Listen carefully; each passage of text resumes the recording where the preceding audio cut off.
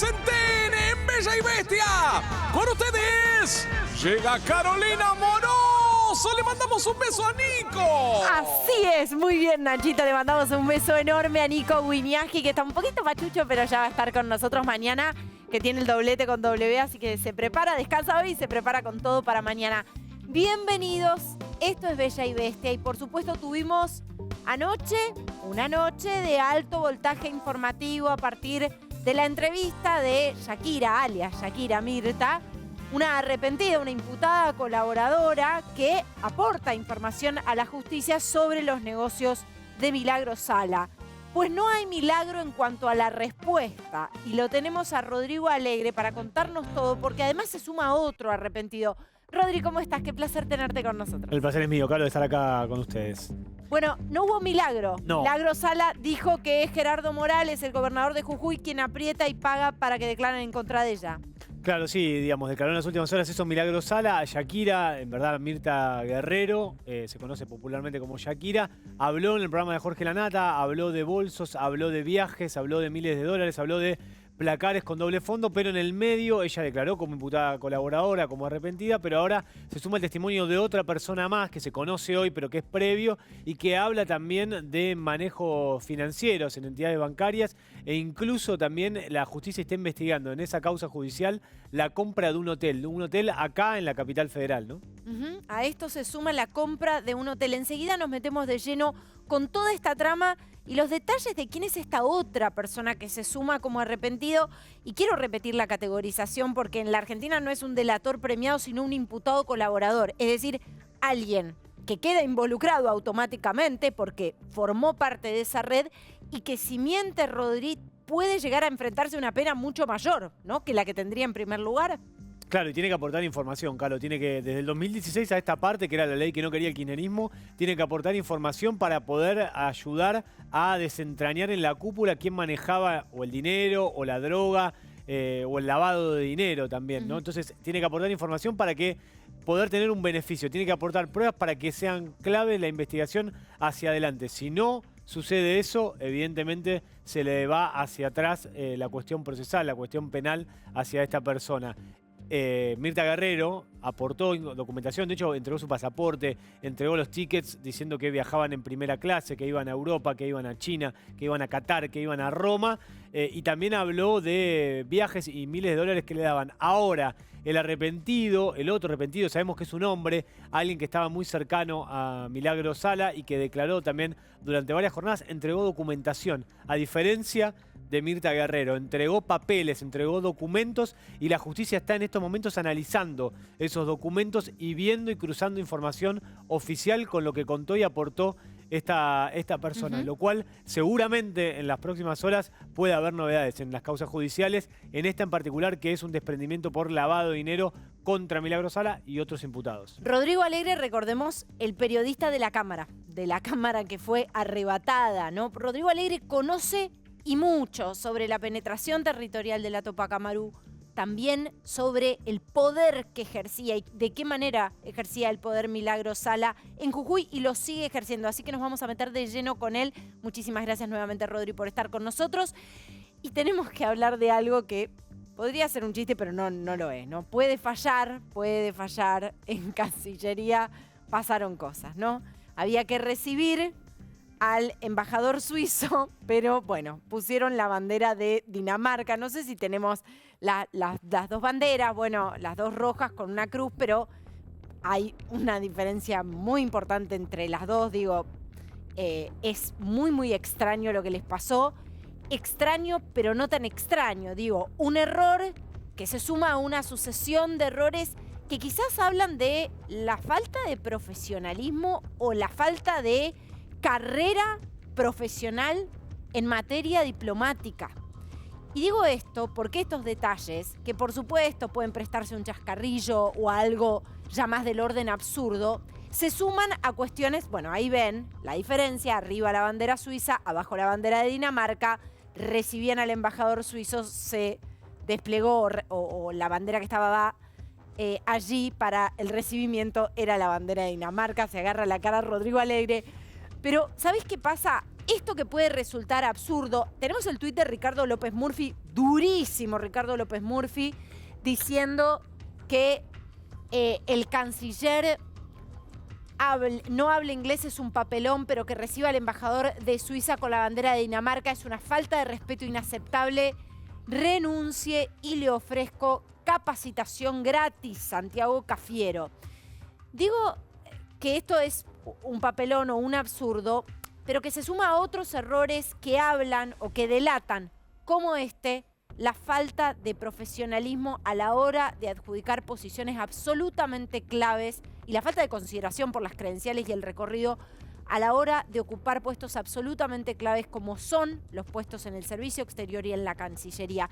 Y digo esto porque recuerden ustedes que este año empezaba con el presidente Alberto Fernández de gira, yendo a ver a Vladimir Putin, ofreciendo que la Argentina fuera una suerte de amigo, aliado en la región, puerta de entrada. Dicho sea de paso, tiene otras, por lo menos 2 o 3 puertas de entrada desde hace bastante tiempo. No necesitaba que la Argentina se ofreciera como eso, porque ya lo tenía la Federación Rusa bajo el liderazgo de Vladimir Putin. Pero más allá de eso, el mundo entero estaba hablando de la creciente tensión con Ucrania y de, por supuesto, el fantasma de una posible invasión, que luego se termina concretando como se concretó, dejando a la Argentina en un lugar incomodísimo.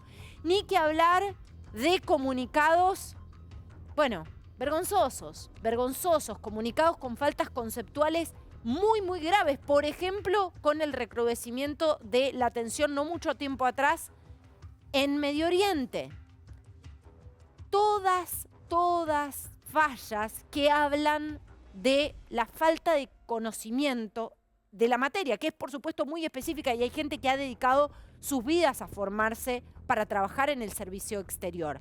Y hay gente trabajando en la propia Cancillería y trabajando en el servicio exterior que puede asistir ante tamañas decisiones o dar asesoramiento ante tamañas decisiones que son decisiones de Estado, no son decisiones meramente de una afinidad ideológica o para una tribuna. Es la representación de la República Argentina ante el mundo. Por eso digo, la bandera, bueno, podría ser un chiste, un absurdo, un meme. Pero si uno empieza a concatenarlo con todos los errores estratégicos costosos para la Argentina, empieza a preguntarse, bueno, ¿quién está al mando de esto? ¿Quién está al mando de esto?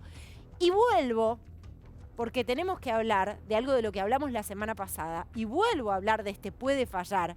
Si no va a fallar, porque cuando no se está preparado en un puesto estratégico va a fallar, hablemos de la relación con las autocracias latinoamericanas y hablemos en particular de la relación con Venezuela y de lo que el propio presidente Alberto Fernández fue a hacer a la Cumbre de las Américas, planteándose como una suerte de vocero de los que no estaban invitados, de los que estaban relegados. Pues están relegados porque están señalados por gravísimas violaciones a los derechos humanos.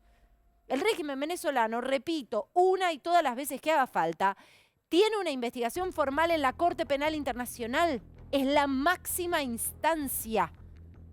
Tiene una investigación formal, es decir, se han recabado elementos para pensar que se han cometido crímenes de lesa humanidad allí. Y es el mismo presidente el que se presenta como vocero de los que fueron relegados, como si fuera una suerte de pataleta por los amigos que no están.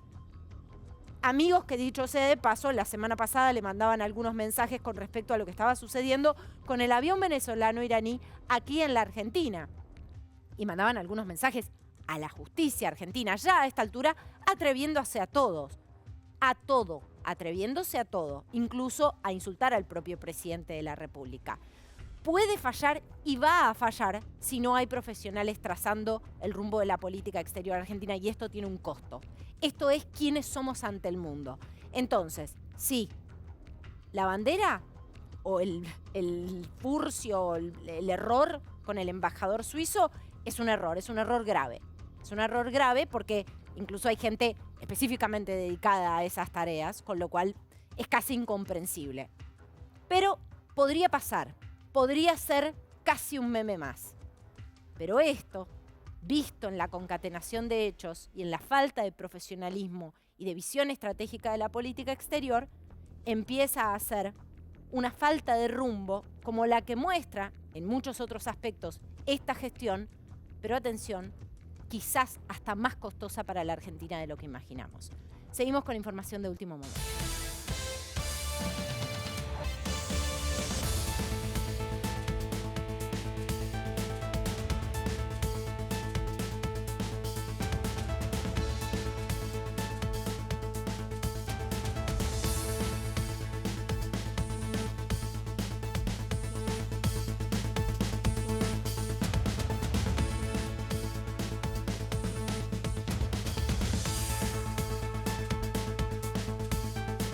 Y atención porque se revela la trama que estremece al país, una secta, denuncias de abuso y ahora escuchas telefónicas. Rodrigo, mientras hablábamos estabas recibiendo información, contanos de qué se tratan. Estamos hablando, Caro, de 19 personas detenidas, 50 allanamientos durante el fin de semana, una secta que, según la acusación de la justicia, lo que hacía era reducir a la servidumbre y directamente prostituir y someter a una red de trata de personas a un grupo de víctimas. Concretamente a la cabeza hay un hombre de 84 años, Juan Perkovich, que ya afrontó previamente una instancia penal en una causa muy similar a esta, pero ahora se conocen escuchas. Lo que van a oír ahora es una intervención telefónica donde habla dos integrantes y donde en principio para la justicia está hablando el líder de la secta. Le dicen Ángel, le dicen maestro y atención con esto, le dicen papi, le dicen papi. Perdón, Ángel es como el primer, digamos, el líder máximo. Líder Luego máximo. están los apóstoles, ¿no? Después Porque abajo después... ahí tiene, digamos, a la cabeza está el líder, está el ángel, el maestro Juan Perkovich. Abajo hay otra estructura y la última estructura son los alumnos y las alumnas. El rango del medio, la verdad que ahora no lo recuerdo, pero digamos, Pero tiene como esos sistema tres. como de casta interna dentro Piramidal de la... directamente, lo que vas a escuchar ahí es cómo le dicen papi al líder y en un momento, presten atención, hablan de sobres. Cuando volvemos explicamos por qué hablan de sobres. Los sobres son aportes de dinero que eran en dólares de los alumnos y las alumnas a la organización. Bueno, a ver, lo escuchamos. ¿Viste que yo te dije que la alemana estaba amenazando con el tema de su sobre? Sí, sí. Bueno, pasó de 10.000 a 1.000. Y aparte de eso,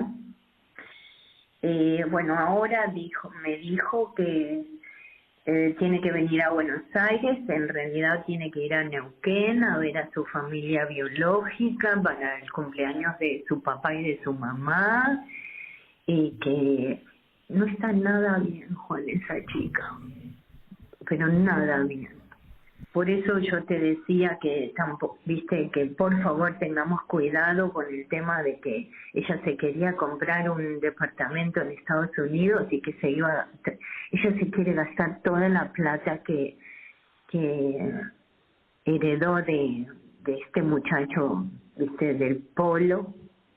Es como que está tan autodestructiva, Juan, tan autodestructiva, que ella está muy mal. Y de hecho, fíjate lo que hizo con el sobre, ¿viste? Sí. Aparte, cuando me llamó por el tema este de que viene a la Argentina, no me preguntó. Ella decidió que viene a la Argentina a encontrarse con su familia biológica para el cumpleaños de su mamá y de su papá, y se va a Neuquén. Una cosa, papi, realmente muy fea, ¿viste? Bueno, se ve que incluso había logrado instalar este líder un código interno que hace que sea bien difícil entender y de terminar de descifrar este mensaje. A ver, Rodri, explícanos un poco. No, a ver, había una estructura, como decíamos recién, piramidal. A la cabeza estaba Juan Perkovich, 84 años, está siendo acusado por asociación ilícita. El delito que le están imputando también tiene que ver con la trata de personas. Hay también un ejercicio ilegal de la medicina. Hay una cuestión de lavado de dinero. Le encontraron casi $500,000 en los allanamientos. Incluso en su casa del country de Benavides. Andaba con una Ford Bronco, un auto de alta gama.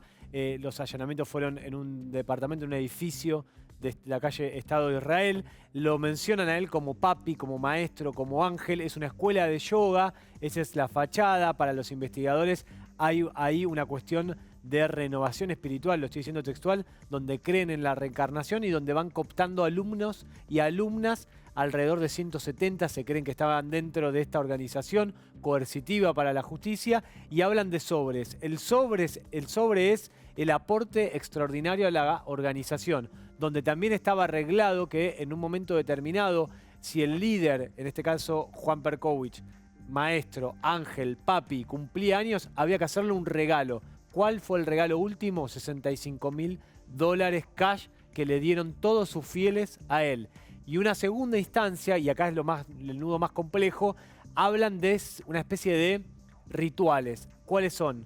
Uno de ellos le llaman el geisheo o el palmeo. Tenía que ver con víctimas que lo que hacían era entregarlas como una especie de prostitución VIP a empresarios que pagaban un dinero acá, en Uruguay, en Estados Unidos, y que esa plata iba a la organización. Era una especie de administrador de trata de personas con explotación sexual. Eso entiende la justicia. La causa la tiene la fiscal Alejandra Mangano y el fiscal Carlos Stornelli.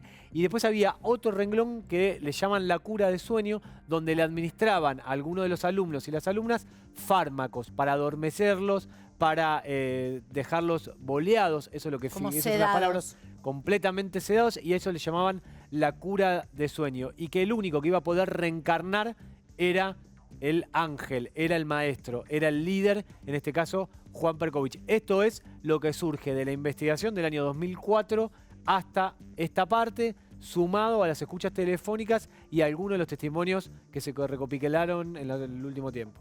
A ver, Rodri, varias cosas, ¿no? Hablas de empresarios que de alguna manera esta persona administraba esta red de trata de explotación, donde había explotadores que eran, en este caso vos decís empresarios, incluso personas que están fuera del país o que son de otros países.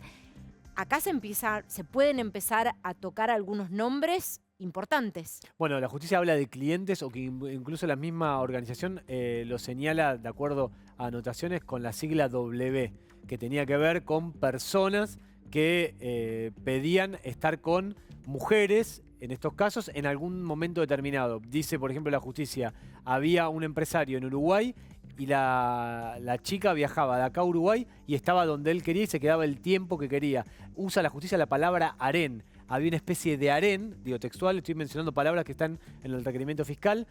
Había una especie de harén que administraba este líder y que iba llevándolos a diferentes puntos donde estaban estos clientes que pagaban por estar con esas mujeres, y a su vez los miembros de esta organización tributaban plata al líder. Había casi $1 millón en total contabilizado con los allanamientos. 500.000 en la casa del líder, papi, Juan Perkovich, 84 años. Y a ver, esta causa que ahora estamos viendo, está con el juez Lijo, Mangano y Carlos Stornelli llevando a la instrucción, y que escuchábamos recién una escucha, valga la redundancia, en 1993 estos mismos personajes fueron llevados en un proceso penal a la justicia en el foro ordinario. En aquel entonces estaba el juez Mariano Vergés, hoy es un abogado de la matrícula, y él, por las presiones, siguió la causa, empezó a llevar adelante la causa, y por recusaciones varios y con mucho poder político y también de organizaciones,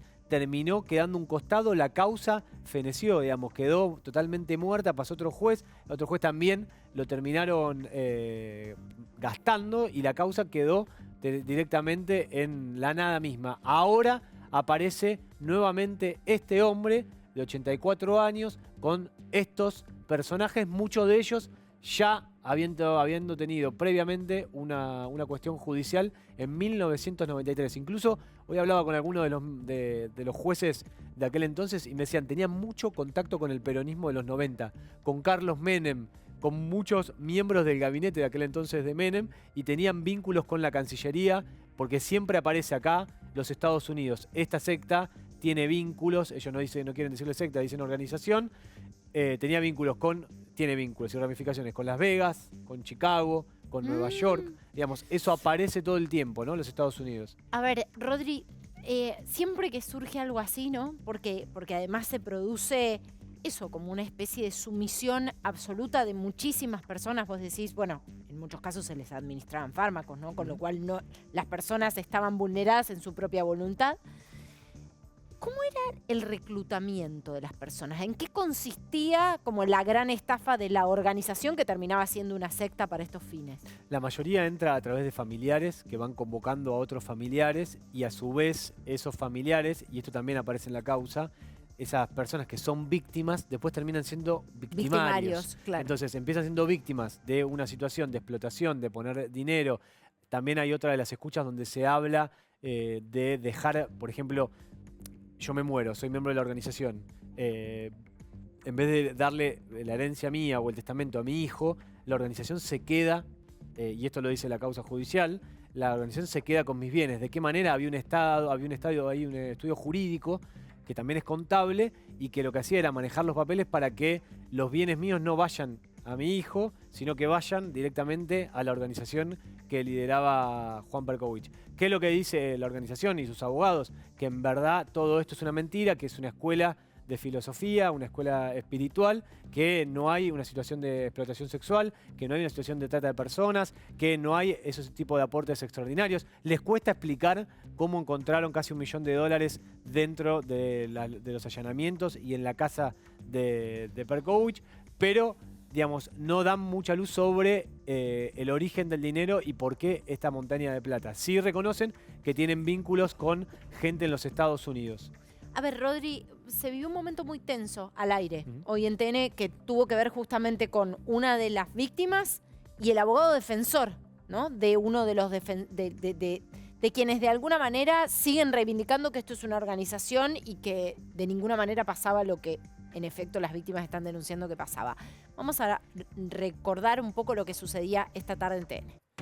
Pablo, ¿por qué esta organización tiene tanto poder como vos contás y como aparenta, digamos? ¿Por qué tiene tanto poder de llegar a un juez de la Corte Suprema, a tener presión de Estados Unidos?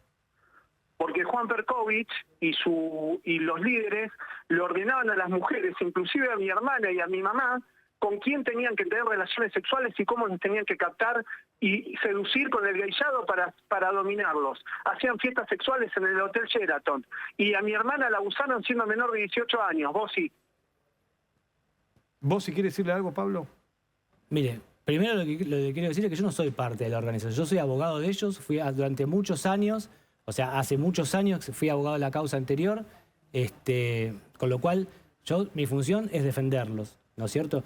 Tampoco mi función es polemizar con el señor que es el denunciante. Él tiene todo su derecho a hacer una denuncia, se está investigando y yo también tengo todo el derecho a ejercer mi función como defensor y defenderlos. Vos estás mintiendo. Esto digamos, no es una polémica, yo no tengo una enemistad personal con el señor, o sea, acá él hace una denuncia y yo cumplo mi rol de defenderlo. ¿Lo conoce a Pablo? No, por eso me llama la atención lo que le digo. Yo conozco al hermano de Pablo, a él. Vos me conocés, si yo iba a tu casa cuando era chico. Bueno. Yo iba a tu casa, jugábamos juntos. Estás mintiendo, sos un mentiroso. Pablo, no, honestamente creo que vos estás equivocado. Pero, no estoy equivocado. Mi mamá era la instructora de tu mamá. Iba a tu casa. ¿Y vos conocés a la mamá del señor? Yo sé quién es la mamá del señor. Se llama Graciela.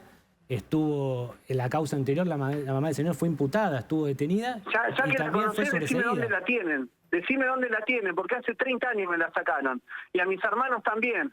No, bueno, pero es gente adulta. A ver, Pablo, vamos a poner algo en claro. Yo no tengo la menor idea dónde está tu mamá. Vos sabés todo, vos sí, porque vos sos parte de la organización. Bueno, dejá de mentirle a la gente, estás pasando ridículo. Honestamente, estás haciendo yo no tengo ningún problema en defender a mis clientes, pero que el señor me acuse a mí, me parece que, digamos, no es la idea. Te estoy diciendo la verdad y te digo en la cara, todo lo que él dice. Pablo, para explicarle a la gente por qué decís tu mamá es parte de la organización hoy. Sí, mi mamá y mis hermanos siguen siendo parte de la organización. Y mi hermano está dentro de esa estructura porque los líderes lo obligaron a ser parte de la inmobiliaria Aznares. Pablo, los han convencido, están sugestionados, les lavaron la cabeza. ¿Por qué? ¿Por qué están allí todavía? Mi mamá tenía un problema de salud y en ese momento no encontraba solución a su problema y Juan Perkovich le dijo que le iba a sanar, que le iba a curar. Y la sometió, la esclavizó sexualmente, laboralmente. Mi mamá nos captó a nosotros, a los 3 hijos, nos destruyeron la familia, nos arruinaron en vida, nos mataron en vida. Hasta el día de hoy no sé nada de ellos.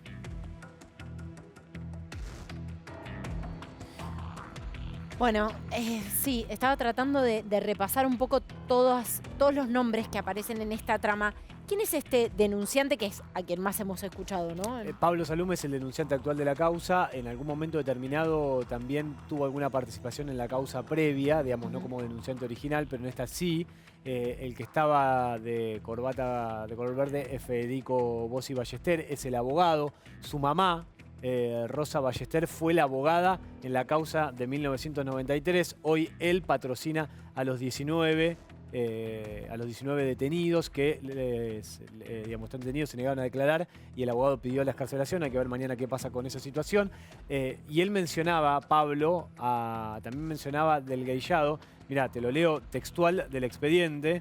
Dice en un momento determinado: otra forma que asume la explotación a través de la explotación sexual de las alumnas, práctica que en la jerga, la organización, está hablando de la secta, se denomina geillado o palomear, y consistiría básicamente en enviar grupos de alumnas por sus siglas, y da las siglas de 1, 2, 3, 4, 5, 6, 7, 8, 9 víctimas, entre otras, a mantener, y escucha bien, Caro, encuentros sexuales con personas de elevado poder económico, los clientes o W, como te mencionaba recién, de acuerdo a las anotaciones, en la jerga de la organización para obtener dinero, protección y o influencias. Toda esta tarea era supervisada por Juan Perkowicz. Estos encuentros tuvieron lugar a lo largo del tiempo, tanto en la sede central de la organización, Estado de Israel, donde fueron allanando el día viernes, como en departamentos que poseen en esta ciudad y en hoteles. El Hilton que mencionaba recién Pablo, recién en la entrevista, ¿no? Habla, y después habla de una menor. También, sí, habla de menores también. Y después dice, en un momento determinado, dice, con la participación de terceras personas que acercaban también posibles contactos o clientes en el extranjero, Uruguay y Estados Unidos. Esta práctica se llegó a poner una situación de esclavitud sexual, puesto que las alumnas se encontraban a disposición de empresarios en el momento y en el lugar que ellos dispusieran. Había traslados al exterior de varias alumnas, estoy leyendo el expediente, como si fueran un harén.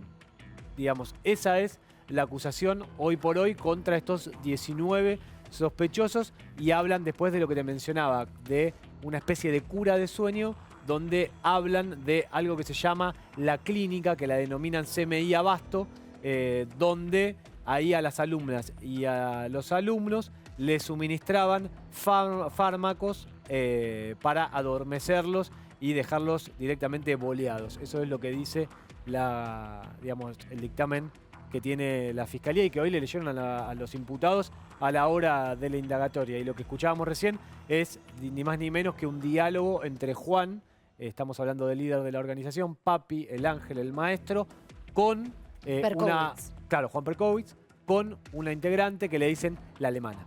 Bueno, ahí lo vemos, está en pantalla, la imagen, no, es la imagen anterior, perdón. Ahí está. Exactamente. A ver, Rodri, a mí hay algo que me genera, hay muchas cosas que me generan dudas, por supuesto esto recién se empieza a destapar, pero también me pregunto, ¿recién se empieza a destapar? ¿Cómo es que una causa hace casi 20 años siguió funcionando la organización? Evidentemente siguió funcionando con toda su estructura o si es como lo denuncian, con una estructura de nada menos que de explotación sexual y trata de personas. ¿Cuál es la protección con la que cuenta? Mira, ahora por lo menos, no, digamos, hay que ver cómo transcurre la causa de aquí en adelante. Pero en la previa, hoy estábamos con Ricardo Canaletti, que estuvimos hablando, y que él contaba que le tocó cubrir esto en 1993 en la puerta del despacho del entonces juez Mariano Vergés. Y él mencionaba que en aquel entonces habían salido, por ejemplo, a respaldar en aquel entonces a los imputados, es decir, que se estaban violando los derechos de los imputados. Pérez Esquivel, el fiscal Julio Estracera, después ya abogado de la matrícula, a su vez también una carta de Eugenio Zaffaroni, que en aquel entonces estaba a cargo del Instituto contra la Discriminación. Hoy hablaba con un juez que participó, porque hubo 3 jueces en el 93 en aquel entonces, y me mencionaba que en un momento determinado, en lo más álgido de la causa, recibió el llamado del entonces presidente de la Corte Suprema de Justicia de la Nación, Carlos Fait, para que acelerara, para que apurara, para que, digamos, sacara rápidamente una exhibición de prisión contra unos de los integrantes de esta organización, digamos. Y eso, en concreto, él lo estaba llevando adelante de manera normal, como si fuera cualquier otro expediente. Y a él lo llamó ni más ni menos que un miembro de la Corte Suprema, quizá el más alto porque era el presidente, para que agilizara ese trámite. Se habla de poder en aquel entonces de Carlos Menem, de gente cercana a Carlos Menem, del gabinete de Menem, que tenía vínculos con estas personas y que metían presión de manera mediática, pero también a través de la justicia. Habrá que ver qué pasa ahora con esta situación. Hay un dato que no es menor. La abogada de aquel entonces de los imputados hoy está presa. O sea, en 1993 había una mujer que se llama Susana Barnix. Susana Barnix era abogada de los imputados en 1993 en la causa. 1993, 1994, 1995. Hoy está detenida. Ahora ¿Por qué? Está detenida por integrar esta organización, digamos, ¿no? Y ahí aparecen también contadores, aparecen profesionales, digamos. Eso es lo que hay hoy sobre la mesa. Seguramente con el correr de las horas, Caro, vamos a conocer más pruebas y más escuchas telefónicas. Y nombres. Y nombres. Quizás, ¿no? Para entender esto, ¿no? Cómo son muchos años, Rodri. Son muchos años. Son prácticamente 20 años entre una causa y la siguiente y evidentemente la posibilidad de seguir funcionando tal cual funcionaba la organización. Enseguida volvemos, Rodrigo Alegre tiene mucha, pero mucha información y nos metemos, por supuesto, en un ratito con las repercusiones de las declaraciones de Mirta, alias Shakira, en el programa Periodismo para Todos. Hay otro arrepentido que habla en contra de Milagros Sala, señalándola por el manejo de los fondos que no llegaban a destino. Pero tenemos que hablar ahora del paro, del Roca. ¿Sigue hasta cuándo? Santi Martela, ¿cómo estás? Hola, Caro, buenas noches, ¿cómo estás? Sigue hasta dentro de exactamente 27 minutos este paro que se dio a partir de la medianoche de este lunes. Va a continuar hasta exactamente la medianoche del martes. Un paro de 24 horas que se dio por pedido del gremio, la fraternidad, en reclamo de seguridad por lo ocurrido, por la triste tragedia que ocurrió ayer por la tarde en la estación Bosques, cuando una formación de la línea Roca arrolló a un nene de 4 años en esa estación. Claro, al pasar esta tragedia, a los vecinos que estaban por ahí empezaron a golpear con golpe de puño y con piedrazos al maquinista, mientras los pasajeros del tren trataban de evitar esta situación. Es por eso que el gremio, ¿sí?, la fraternidad, en reclamo de seguridad, realizó un paro de 24 horas que termina nada más que en un ratito. Así que desde, por supuesto, a esta hora de la madrugada no hay trenes que salen desde Constitución. Sí, a partir de las 4 de la mañana, dependiendo del ramal, pero claro, a partir de las 4 de la mañana ya va a estar normalizado el servicio hacia casi todas casi todos los ramales, porque lo voy a leer bien porque hay algunos lugares en los que no va a seguir funcionando por el momento, ¿sí? El ramal Bosques vía Quilmes va a circular solamente entre Constitución y Berazategui. El ramal vía Temperley lo hará desde aquí de Constitución y hasta Florencio Varela por cuestiones de seguridad, ¿sí? No va a llegar a la estación Bosques, y el ramal Bosques Gutiérrez va a estar completamente interrumpido, ¿sí? La medida de fuerza termina en un ratito, nada más, en 25 minutos, pero va a algunos lugares todavía no va a seguir llegando el tren. También se va a normalizar y va a haber refuerzos de los viajes de larga distancia que se realizan desde aquí de Constitución, tanto a Mar del Plata como también, por ejemplo, a Bahía Blanca, ¿sí? Que también sufrieron varias demoras, y hoy a la tarde escuchábamos pasajeros que venían de Bahía Blanca que habían tardado por esta situación, por este paro, contaban que habían tardado más de 20 horas, Caro, en tren desde Bahía Blanca hasta aquí a llegar a Constitución, algo que mañana por la mañana ya se va a normalizar después de, repetimos y contamos otra vez, este paro que se dio por 24 horas de parte del gremio de la fraternidad en reclamo de más seguridad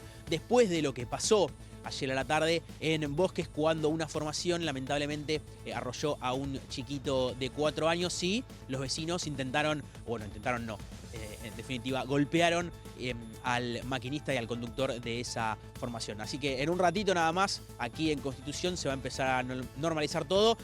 Recordemos, la línea Roca es la más transitada, la que más pasajeros transitan y traen y sacan desde la capital y al sur del Gran Buenos Aires. Muchísimas gracias, Santi Martela. Por supuesto, tenés prioridad. Hablamos ante cualquier novedad. Por lo pronto, en poco más de 20 minutos se reanuda entonces el servicio del tren Roca. Bueno, y atención porque está ya en línea con nosotros Pablo. Pablo es el principal denunciante, ¿no? Recordemos que lo escuchábamos horas atrás en TN Central. Muchísimas gracias por este contacto con nosotros. Seguimos, la verdad, de cerca la información sobre esta secta del horror, pero entiendo que esto recién se empieza a conocer. Pablo, buenas noches. Muchas gracias por este contacto. No, ustedes me agarraron medio desprevenido. Bueno, la verdad es que, me imagino que deben haber sido días muy, muy difíciles, pero escuchábamos horrorizados. Pablo Salum, recordemos, estaba en contacto con TN Central hace algunas horas. De hecho, hablaste con el abogado de la organización y vos decías, esta gente, palabras más, palabras menos, me arruinó la vida. Y hablaste incluso de abusos perpetrados contra una menor. Sí, por supuesto, contra varios menores. Y esto está bien expresado en la causa anterior, que quedó impune gracias a las influencias y al poder que movieron para que se cierre la causa por falta de mérito. Pablo, a mí hay algo que me quedó cuando hablábamos en TN Central y que ahora lo mencionamos con Caro, la cuestión de los clientes en la explotación sexual. Ahí, cuando hablan de los clientes como empresarios... Saben que se escucha muy mal la llamada y no los escucho. Ahora, bueno, vamos a tratar de restablecer mejor el audio, pero yo también pensaba en ese mismo aspecto, Rodri, y por eso decía, esto recién empieza, nos estremece, pero recién empieza, porque aquí se habla de un poder capaz de silenciar, entonces. En definitiva se está hablando de eso, Rodrigo. Sí, claramente, y aparte con nombres, digamos, hablan de los clientes. Cuando yo digo los clientes es porque lo menciona así la justicia. Cuando hablo de alumnas y alumnos, los menciona así la justicia para jerarquizarlos dentro de una estructura piramidal con la cabeza del líder, el ángel o el maestro Juan Perkovich. Pero le queríamos preguntar a Pablo, no sé si nos estás escuchando mejor ahora, Pablo. Sí, los estoy escuchando. Que en un momento se habla de clientes o de empresarios que lo que hacían era participar de estos encuentros sexuales. ¿Eso a vos te consta? ¿Lo conocés? ¿Sabés de nombres? Sí, por supuesto, porque es la operatoria que ya se conocía de los años 90. También hay que aclarar que dentro de este conjunto de personas que eran captadas a través de favores sexuales, la mayoría son víctimas, porque la realidad es que la organización captaba a víctimas en situación de vulnerabilidad, las esclavizaba, las explotaba laboralmente y sexualmente para captar a esta gente de poder, ¿se entiende? O sea, mucha de esta gente seguramente fue engañada y piensa que, digamos, que fueron seducidos, o sea, muchas veces no hay algo que te dicen, bueno, vos sos parte de una organización coercitiva y te van a sacar el dinero para participar de eso, ¿se entiende? Sí. Pablo, creo que nos escuchás mejor ahora. Sí.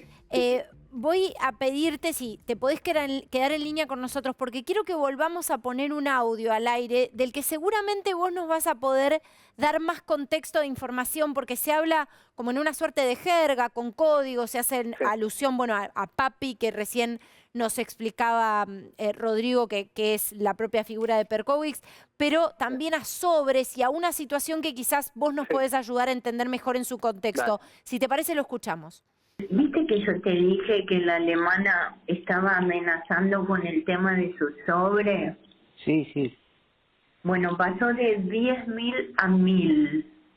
Y aparte de eso,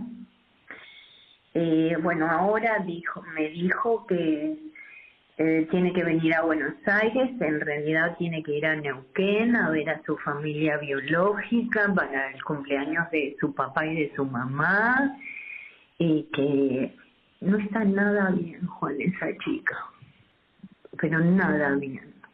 Por eso yo te decía que tampoco, viste, que por favor tengamos cuidado con el tema de que ella se quería comprar un departamento en Estados Unidos y que ella se quiere gastar toda la plata que heredó de este muchacho, viste, del Polo. Es como que está tan autodestructiva, Juan, tan autodestructiva, que ella está muy mal, y de hecho, fíjate lo que hizo con el sobre, ¿viste? Sí. Aparte, cuando me llamó por el tema este de que viene a la Argentina, no me preguntó. Ella decidió que viene a la Argentina a encontrarse con su familia biológica para el cumpleaños de su mamá y de su papá, y se va a Neuquén. Una cosa, papi, realmente muy fea, ¿viste?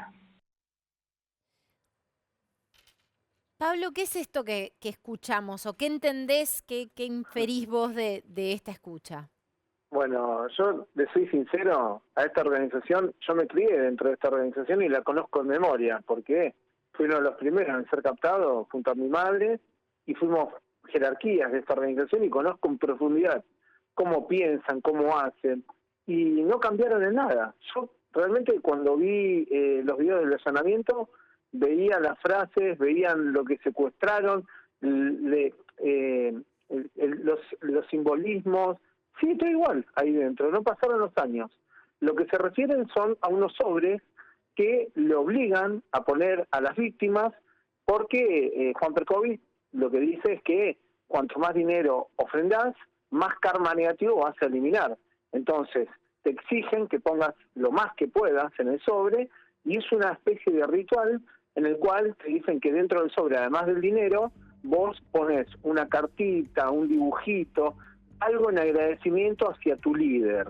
Yo tengo cartas que me he sacado cuando me infiltré allá por el año 97, las tengo guardadas aquí en mi casa, cartas, sobres de los que le estoy comentando, y justamente lo que dice la llamada es: ¿cómo puede ser que está bajando la cuota? O sea, esta persona está muy mal. Y además, lo más importante de la llamada, marca cómo es la coerción psicológica sobre cómo puede ser esta persona. Está decidiendo por sí misma. Dice que quiere comprar un departamento, quiere hacer esto con la plata, y no quiere darnos la plata a nosotros porque ellos manejan todo. Quiere ir a ver a la familia, quiere venir a la Argentina e ir a visitar a su familia. O sea, ellos lo ven como una locura, porque dentro de la organización coercitiva, Juan Perkovic y los líderes deciden qué hacen los alumnos, si trabajan, con quién tienen relaciones sexuales, cuándo duermen, cómo se visten, dónde van a vivir, cuánto dinero van a ganar, si pueden tener hijos. Dentro de la organización coercitiva Escuela de Yoga estaba prohibido tener hijos. Juan. Por eso es lo que dicen: claro, ahora no hay niños. Claro, no hay, porque le prohibieron a las víctimas tener hijos. Pablo, cuando hablan de cura de sueño, eso hablábamos recién con Caro, ¿qué significa la cura de sueño? ¿Qué era dentro de la organización la cura de sueño? Ellos históricamente, a medida que le van generando un daño terrible psicológico y físico a las víctimas, a medida que las van dejando inservibles, las van sometiendo cada vez más. Y es cuando utilizan, además de sexo y demás, utilizan drogas mezcladas con alcohol y los mambean, los tienen días encerrados bajo los efectos de drogas, de la mezcla de drogas con alcohol. Entonces, le generan un daño terrible. Esto es lo que le llaman cura de sueño, dejarlos mambeados dentro de esta de esta pseudoclínica llamada CMI Abasto. La verdad es que yo sigo sorprendida frente a la cantidad de años que han transcurrido desde una primera denuncia, digamos, o una primera causa, hasta hoy. Y por lo que vos decís, la organización funcionó exactamente igual. Es decir, que lo que al menos se infiere, es que sentían que contaban con algo de connivencia o de complacencia o de impunidad, lisa y llanamente, ¿no? No, no lo sentían, lo tenían. Lo tenían. Lo tenían. Hay pruebas contundentes que prueban lo que estoy diciendo. De hecho, yo he publicado un montón de documentos. En la causa anterior está establecido esto también. La Cámara también de Apelaciones, en uno de los fallos, donde ciertos organismos apoyaron una denuncia falsa en contra de los padres por narcotráfico, le iniciaron una causa trucha por narcotráfico a padres que estaban intentando recuperar a sus hijos. Y esto está en la causa, está todo esto, por ejemplo, está también el lobby que hicieron, también figura cómo han viajado al Congreso de Estados Unidos. En el Congreso de Estados Unidos tenés las declaraciones guardadas en la librería del Congreso de Estados Unidos, podés ingresar y buscar estas declaraciones donde están importantes personalidades de los derechos humanos junto con los líderes de la organización coercitiva diciendo que eran perseguidos injustamente, que había como militares cachándolos en la calle. Y bueno, el gobierno de Estados Unidos envió a 3 congresistas a presionar a la justicia argentina, e inclusive presionando que cómo puede ser que si nosotros le damos dinero a la justicia argentina para que se modernice, esté sucediendo esto con la Escuela de Ayuda de Buenos Aires. Pablo, la verdad que es una de las peores causas de encubrimiento que he visto en mi vida. Realmente es muy alarmante que suceda esto. Pablo, en otro de los aspectos de la investigación que aparece ahora, digamos, en las indagatorias, hablan que en un momento determinado a la gente le sacan los bienes, incluso antes de morir, y que hay un estudio jurídico, y ahí creo que hay 2 apellidos, ahora no los recuerdo, que se encargan... Susana Barney. Exacto, y otro más, ¿no? Aguirre puede ser, o no, por ahí estoy diciendo, o me estoy equivocando. Son miembros, esos abogados y esa gente son miembros de la organización coercitiva desde que estaba yo. Yo las conozco. Yo las conozco de... ¿Y cómo hacían para sacarle los bienes a una persona que estaba por morir y que en verdad tiene unos herederos naturales, digamos? Y bueno, bajo persuasión coercitiva, yo realmente estos mecanismos no los conozco porque cuando yo estaba no los había visto. Sí había visto manejos similares de Perkovich y los líderes hacia otro tipo de bienes, como por ejemplo a mi mamá. Bueno, por ejemplo, tu casa, digamos, tu casa de tu mamá y de tu hermano, creo que hablabas hoy de la tarde. Bueno, un ejemplo, 2 ejemplos, ahora que me hiciste acordar. Por ejemplo, mi papá en un momento le puso una casa que él amaba en Mar del Plata a nombre de mi hermana para resguardarla de posibles juicios laborales, viste, de cualquier tema.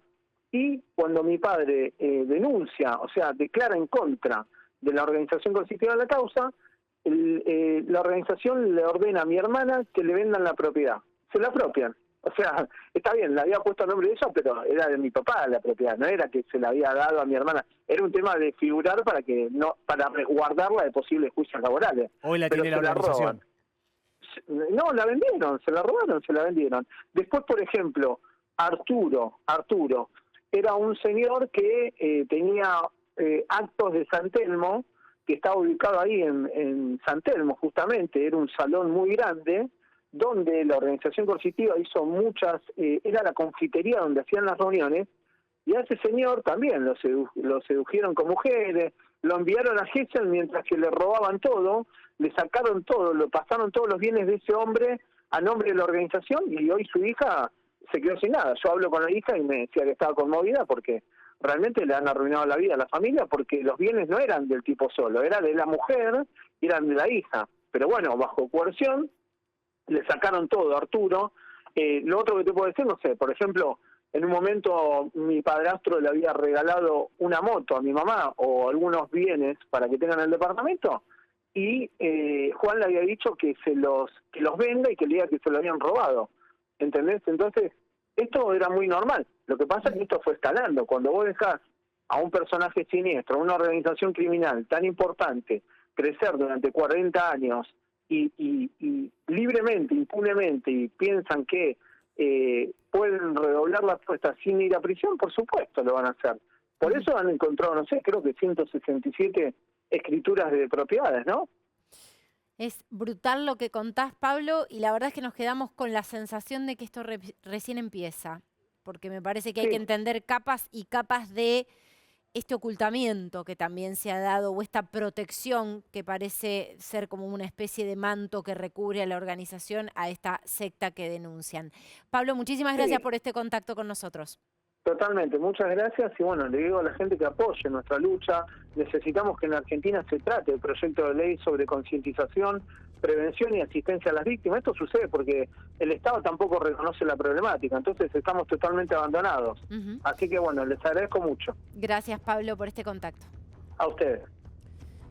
Bueno, y enseguida, atención, vamos a hablar de las repercusiones de las declaraciones de Shakira y de otro arrepentido que cuenta más detalles sobre cómo manejaba los fondos que tenían un destino, pero que resulta que nunca llegaban a ese punto, los fondos que llegaban a manos de Milagro Sala. Hacemos una pausa, ya venimos.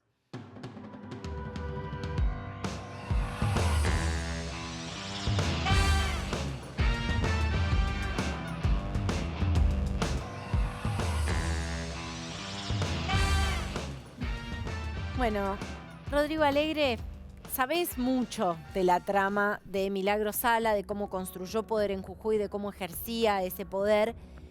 Ayer escuchábamos realmente algunas de las declaraciones de Shakira, alias Shakira, que sin dudas tendrán más repercusiones y habrá más detalles por conocer, pero se suma otro arrepentido. Sí, claro, se conoce ahora, en verdad es previo a Mirta Guerrero, alias Shakira, es otro arrepentido, es un hombre, es un varón que estuvo cerca de Milagro Sala durante mucho tiempo, muy allegado a ella, también dentro de la organización Tupac Amaru. No se sabe bien el rol que tenía, o por lo menos la justicia no lo quiere revelar, pero sí que lo que hizo fue declarar durante aproximadamente 3-4 horas en la sede del Ministerio Público Fiscal de Jujuy. Entregó documentación y sobre todo entregó documentación que tiene que ver con cuestiones bancarias, movimientos bancarios. Entiendo que la justicia está esperando una serie de informes que van a ser claves para poder corroborar los datos que él aportó. En este caso, él es un coimputado, a la cabeza está Milagro Sala por lavado de dinero y abajo aparece él. Si esta documentación que entregó es válida, él va a tener un beneficio, si no, va a quedar directamente perjudicado por la causa. Bueno, vamos a seguir este tema, por supuesto, Rodri, te vamos a tener aquí en estos días porque van a seguir las repercusiones. A partir de esto que sin duda ya se conocía y ha habido muchos trabajos periodísticos, Rodrigo ha estado a la cabeza de uno de ellos, pero empieza a conocerse más desde las entrañas de la propia organización de Milagro Sala. Hacemos una breve pausa, ya venimos con más.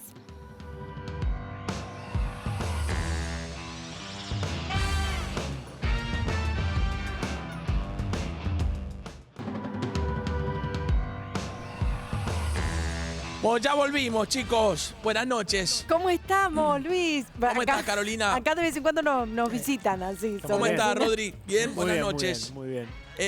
Antes que nada. Periodista, Rodri. Sí, periodista de la primera línea, espectacular. Después de que cantó Shakira, falta que hable Piqué, en minutos. Vamos a estar con Rodrigo Alegre. Quiero ponerme serio, chicos, porque tenemos la bandeja, me dijeron. Ay. Pero no está el señor Nicolás Wiñaski. ¿Dónde está Wiñaski? Wiñaski se tomó un día de descanso, estaba medio pachucho, ya mañana vuelve porque tienen que hacer el doblete, Luis. Medio pachucho, yo tengo fotos y videos, está jugando al golf nocturno. No, pero no. Golf nocturno y no vino a laburar a TN, a ver si hay bestia. Mañana vamos a dar todos los videos, chicos. ¿Okay? Bueno, Rodrigo Alegre, imputado colaborador. No. Sí. Ya está. Imputado en la causa Wiñaski. En la causa Wiñaski. Gracias, Luis, por la información. Nos vemos Mire, mañana. En los primeros minutos ya de este martes, por supuesto, lo tendremos a Nico Wiñaski. Hoy ya es mañana. Gracias, Rodrigo Alegre, por estar con nosotros. Bueno, nos vemos a las 23 acá en la pantalla de TN. Chau.